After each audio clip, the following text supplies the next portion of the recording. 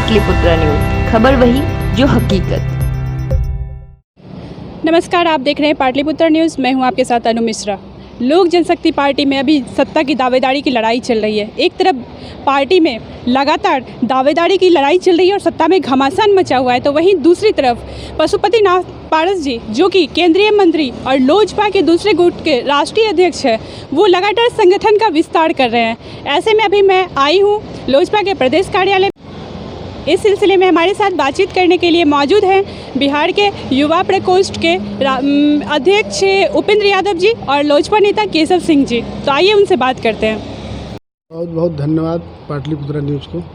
Party की तरफ से मिली नई जिम्मेदारी और चुनौतियों को आप लोग कैसे देखते हैं?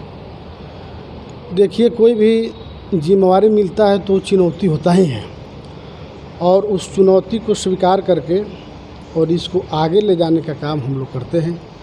पार्टी के द्वारा जो भी जिम्मेवारी आज तक मिला है, उस जिम्मेवारी को बखूबी हम लोग निर्वहन करते आए हैं। और हमारे केंद्रीय मंत्री माननीय पशुपति कुमार पारस जी, जो गरीबों के मसीहा हैं, बहुत अनुभवी हैं, और हम में अगर कुछ क्षमता देखे होंगे तो इतनी बड़ी हमको जिम्मेवारी दिए हैं।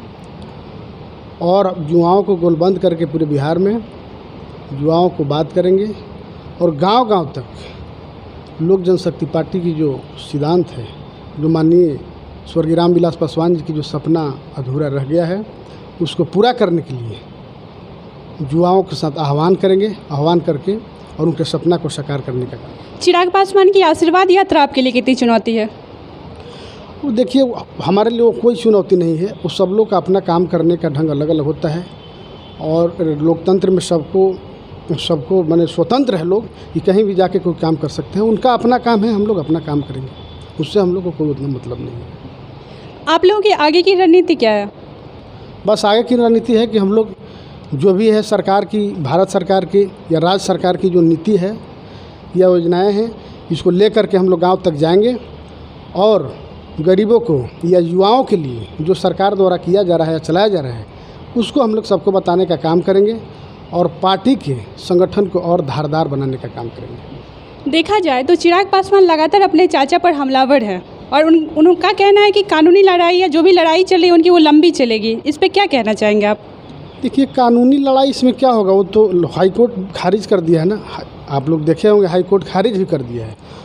और हमारे नेता माननीय पशुपति कुमार पारस जी, आप कल देखे होंगे न्यूज़, कल स्वर्गीय आदरणीय रामचंद्र पासवान जी का जब श्रद्धांजलि हो रहा था, तो उस समय आप लोग के कुछ मीडिया चैनल के माध्यम से माननीय मंत्री जी ने आशीर्वाद दिए चिराग पासवान जी को, और बोले कि हमारे चिराग पासवान जी, प्रिंस जी, यश राज जी, जो भी है सबको आशीर्वाद दिए।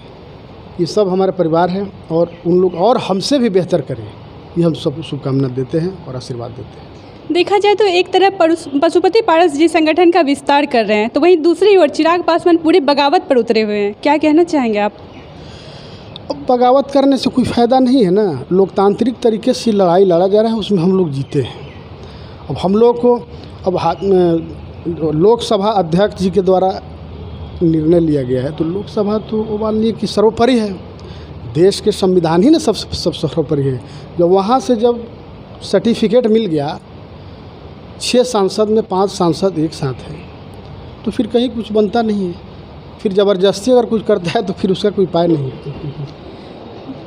बढ़ती महंगाई पर सीएम नीतीश कुमार ने कहा कि उन्होंने कभी गौर नहीं किया, तो आप लोग बिहारियों के हित में कोई काम कीजिएगा या फिर सरकार ऐसे ही पेट्रोल डीजल पर टैक्स वसूलते रहेगी? देखिए, महंगाई बढ़ नहीं रहा है। होता क्या है कि अब जैसे जैसे दिन जैसे टेक्नोलॉजी बढ़ रहा है, सारा चीज़ बढ़ रही है, तो उसकी व्यवस्था में जो भी एक्सपेंस आता है, तो उसके चलते ड्यूटी को बढ़ाया जाता है। तो लोग इसको कहता है कि महंगाई बढ़ गया। अब कल कुछ नहीं था, कल तो बहुत 2 रुपया 5 पैसे 10 पैसे का महत्व होता था, 5,000 रुपया बहुत होता था। आज के डेट में 5 लाख रुपया कुछ नहीं है। तो जिस तरह से मुद्रा की जो मुद्रा बढ़ रही है, स्फीति बढ़ रही है, उसी तरीके से ड्यूटी बढ़ रहा है, तो उसमें लगेगा ही। इसमें महंगाई कुछ नहीं है। बहुत बहुत धन्यवाद सर। आप बातचीत करने के लिए मौजूद है पार्टी के प्रधान महासचिव केशव सिंह जी। सर, बहुत बहुत स्वागत है आपका पाटलिपुत्र न्यूज़ में। चलिए, आप लोगों का भी बहुत बहुत स्वागत। सर, एक तरफ पार्टी में देखा जाए तो सत्ता के लिए घमासान मची हुई है, तो वहीं दूसरी तरफ ये पशुपतिनाथ पारस जी संगठन का विस्तार कर रहे हैं, क्या कहना चाहेंगे आप? देखिए, पार्टी में कोई घमासान नहीं मचा हुआ है। पहला इस चीज़ को हम स्पष्ट कर देना चाहते हैं।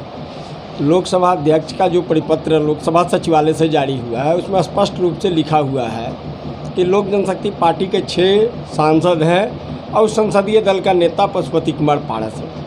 यहाँ पर कार्य समिति का बैठक हुआ और 17 जून को ऑलरेडी सारे लोगों ने सर्वसम्मति से पशुपति कुमार पारस को राष्ट्रीय अध्यक्ष चुन लिए हैं। इसमें कोई विवाद नहीं है और इस निर्णय का जो भी हल्ला करेंगे वो कानून के दायरे में आएंगे, यानी लक्ष्मण रेखा जो लांघेंगे उन पर पार्टी कार्रवाई करने की स्थिति में है। जब नए राष्ट्रीय अध्यक्ष चुन लिए गए हैं तो ऐसे स्थिति में पार्टी का विस्तार करना और उसको पुनर्गठित करना पार्टी का राष्ट्रीय अध्यक्ष का दायित्व हो गया है। अभी आपने देखा कि 10-12 राज्यों का राज्य अध्यक्ष नियुक्त हो गए हैं। एक दिन 7 टीवी मीडिया में आया, उसके बाद भी 4-5 जैसे कि केरल, राजस्थान, महाराष्ट्र और अध्यक्षों का नियुक्ति हुआ है। और उसी प्रक्रिया के तहत बिहार स्टेट में, जहां हमारा पार्टी का सबसे मजबूत जनाधार है, उस स्टेट में भी हम राज्य कमेटी और जिला अध्यक्षों की घोषणा किए हैं। 34 जिला अध्यक्ष का हम घोषणा कर चुके हैं। राज्य कमेटी का गठन हो चुका है। 14 प्रकोष्ठ के हम अध्यक्ष नियुक्त कर चुके हैं। अब तमाम साथियों को हम बैठक भी बुलाए हैं। सोमवार को पार्टी कार्यालय में सोमवार को बैठक होगी और उसमें आगे का रणनीति बनाकर हम लोग निर्णय करेंगे और उसी का अनुपालन करते हुए पार्टी को हर एक व्यक्ति और हर एक घर तक पहुंचाने का काम करेंगे। क्या चिराग पासवान लगातार जो आशीर्वाद यात्रा कर रहे हैं, उन्हें आप एक चुनौती के रूप में लेते हैं? देखिए, आशीर्वाद यात्रा कोई चुनौती लेने की आवश्यकता नहीं है। उनका ज़मीन घसक गया है। अब आप लोग मीडिया के लोग सवाल पूछ देते हैं तो हमको बाध्य होकर के जवाब देना पड़ता है। उनको जो भी समर्थन दे रहे हैं वह एनडीए के साथी लोग नहीं हैं, लोजपा के नहीं हैं, वे तमाम आरजेडी के लोगों ने। आपने देखा कि खगड़िया में नारा लगा कि चिराग यादव जिंदाबाद, चिराग पासवान अमर रहे। अब इसी से समझ जाइए कि कौन लोग समर्थन कर रहे हैं। तो आपको क्या लगता है कि चिराग पासवान आरजेडी में जा सकते हैं? देखिए, जब तक वो 17वीं लोकसभा के सदस्य हैं, कहीं भी हिलेंगे डुलेंगे तो उनकी सदस्यता का सवाल है। इसलिए 17वीं लोकसभा का जब तक चुनाव का प्रक्रिया नहीं प्रारंभ होता है तब तक कुछ नहीं कर सकते हैं। लेकिन इसमें विस्तृत जानकारी आपको चिराग पासवान जी से ही पूछिए तो अच्छी तरह से जानकारी दे सकते हैं। एक तरफ पशुपति पारस जी संगठन का विस्तार करें तो वहीं दूसरी तरफ चिराग पासवान बोल रहे हैं मैं लंबी लड़ाई लड़ूंगा, क्या कहना चाहेंगे आप? देखिए, किसी को लड़ाई लड़ने के लिए स्वतंत्र है। आप गांव देहात में गए होंगे कि नहीं गए होंगे, वहाँ देखिएगा भैंस लोग कभी कभी बांध से भी अपना सर रगड़ करके लड़ने का काम करता है। एक जानवर का भी प्रवृत्ति होता है। यहाँ तो चिराग पासवान सारा चीज़ खो चुके हैं, लड़ाई लड़ने के लिए स्वतंत्र हैं। हम उनको बधाई देते हैं, धन्यवाद देते हैं कि पहले सूझबूझ आ जाए। अपने पिताजी का जो कर्म था उसको जीवित रखने के लिए लोक जनशक्ति पार्टी में जो चल रहा है उसको समर्थन करें। यदि सुबुद्धि भगवान नहीं देते हैं तो लड़ाई लड़ने के लिए स्वतंत्र हैं, लड़ाई लड़े। बहुत बहुत धन्यवाद सर आपका। ऐसे वीडियोस देखते रहने के लिए हमारे चैनल को सब्सक्राइब करें, साथ में बेल आइकन दबाएं।